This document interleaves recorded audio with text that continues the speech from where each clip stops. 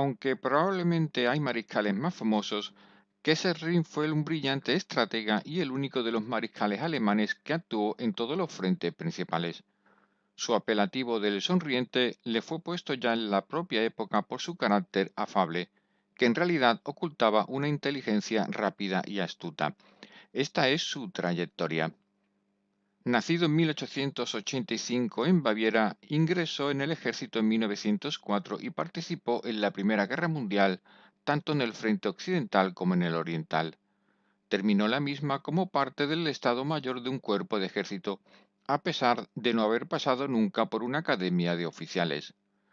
Tras la guerra ingresó en la Reichswehr en el cuerpo de artillería, al que había pertenecido durante la Gran Guerra, ascendiendo a teniente coronel en 1931 y a coronel en octubre de 1934.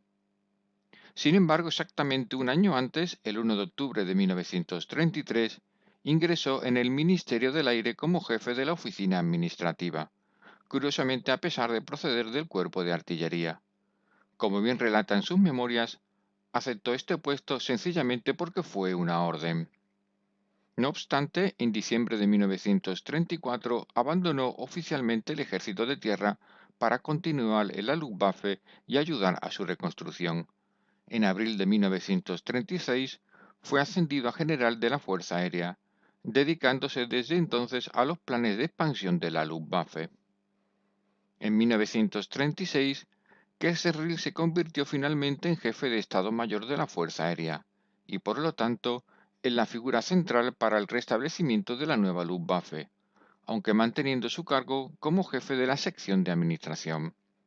Paradójicamente, ninguno de los más altos responsables de crear la Luftwaffe eran aviadores, como Stumpf, Pfeffer o el propio Kesselring. Tras un año en el cargo, en junio de 1937 abandonó el Estado Mayor para ser el comandante de la Tercera Región Aérea en Dresde y desde octubre de 1938 jefe de la Primera Flota Aérea con sede en Berlín. No obstante, durante el tiempo que fue jefe de Estado Mayor, fue un gran defensor de los bombarderos estratégicos y contrario a la doctrina de interdicción imperante en la Luftwaffe.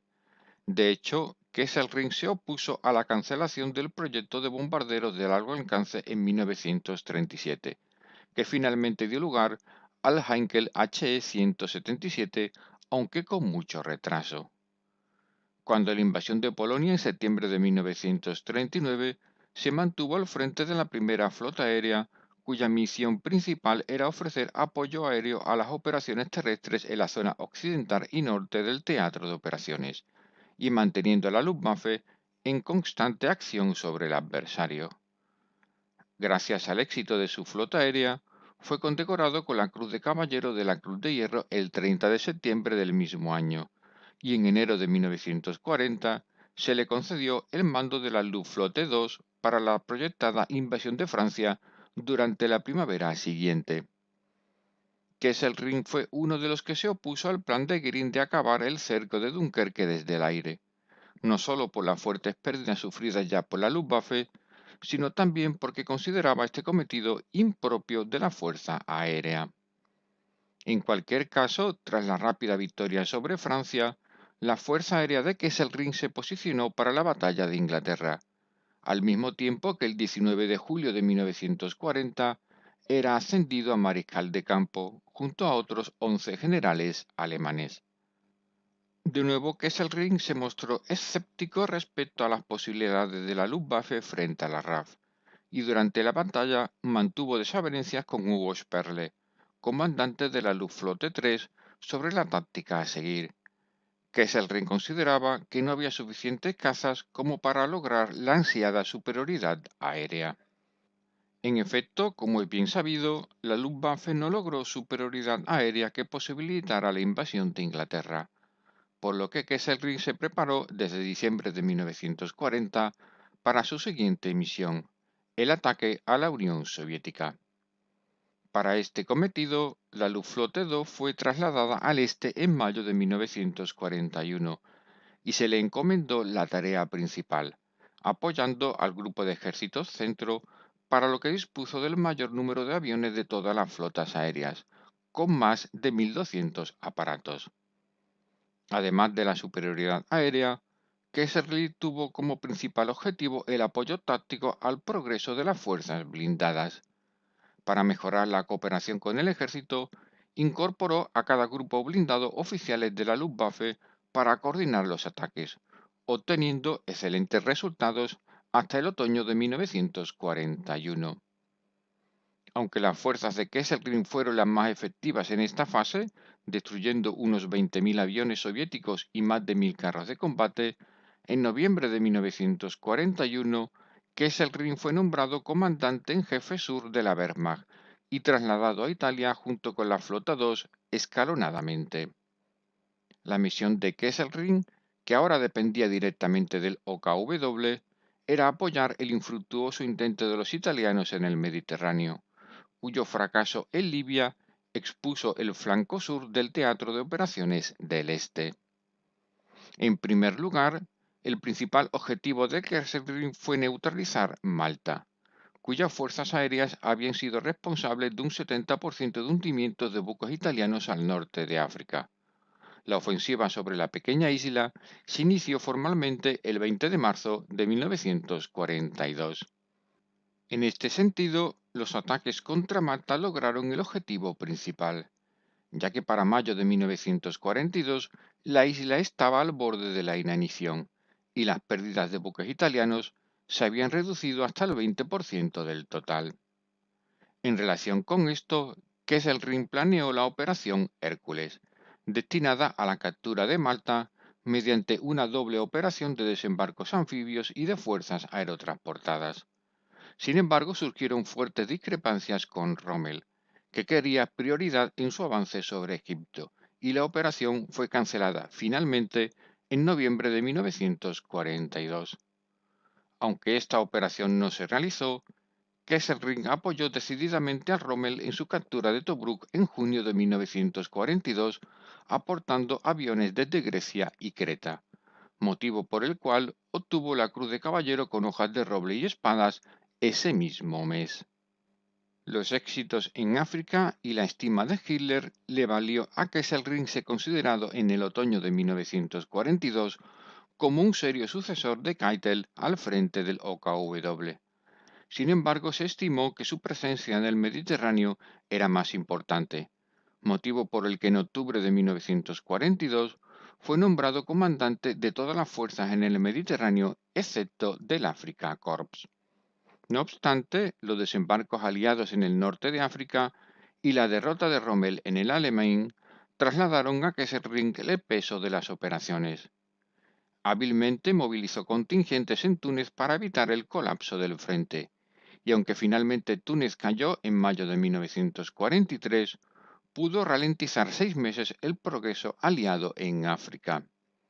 Aunque ya era un mariscal admirado, entre otras cosas porque solía visitar las líneas del frente, desde ese momento se granjeó una enorme popularidad entre sus soldados, e incluso el propio Hitler rara vez lo contradecía, lo que tuvo enormes beneficios durante la campaña italiana que se avecinaba.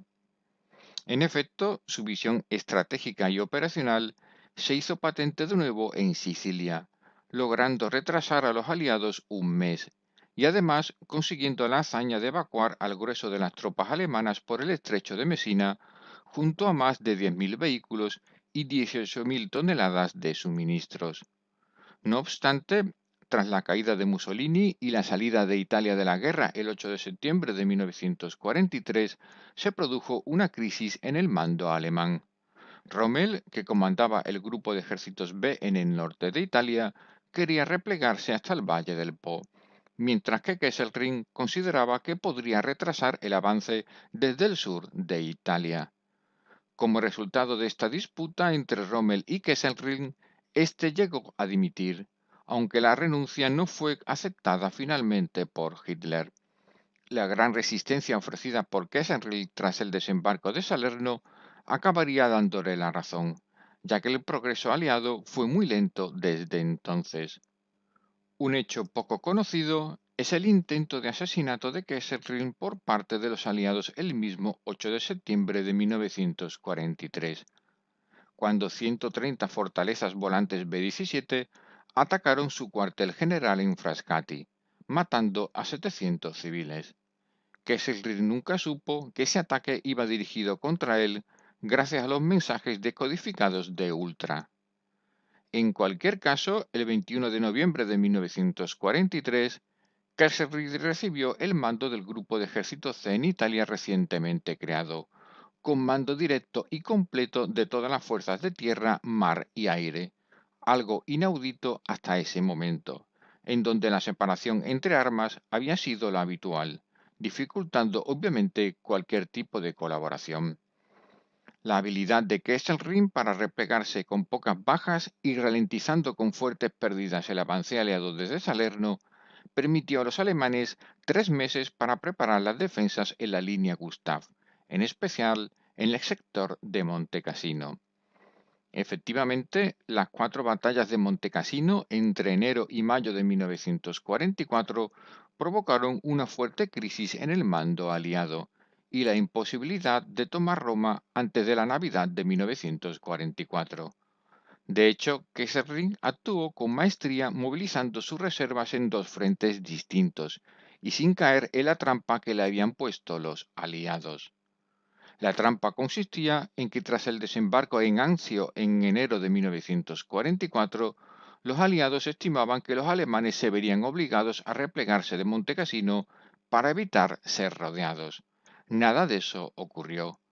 Kesselring envió reservas a ambos sectores e inmovilizó de nuevo a los aliados durante más de 4 meses.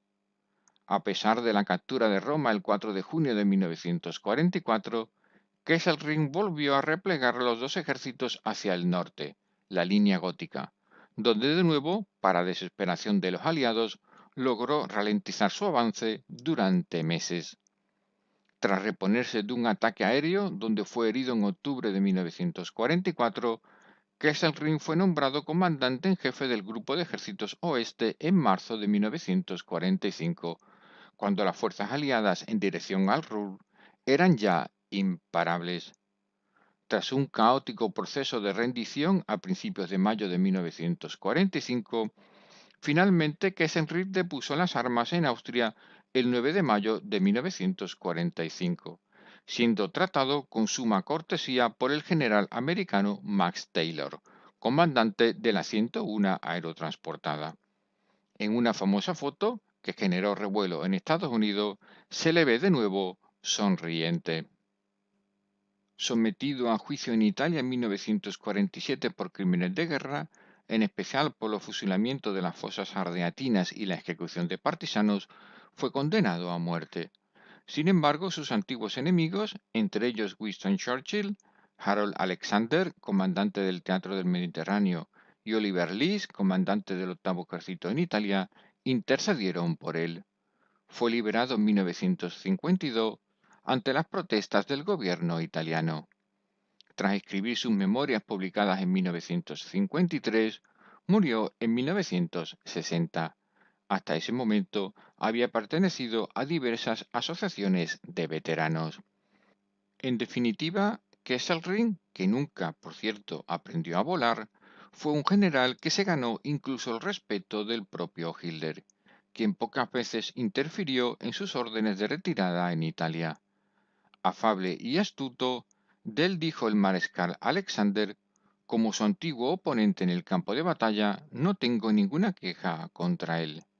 Mientras que el general Lees afirmó que era un soldado extremadamente valiente que había librado sus batallas de manera justa y directa.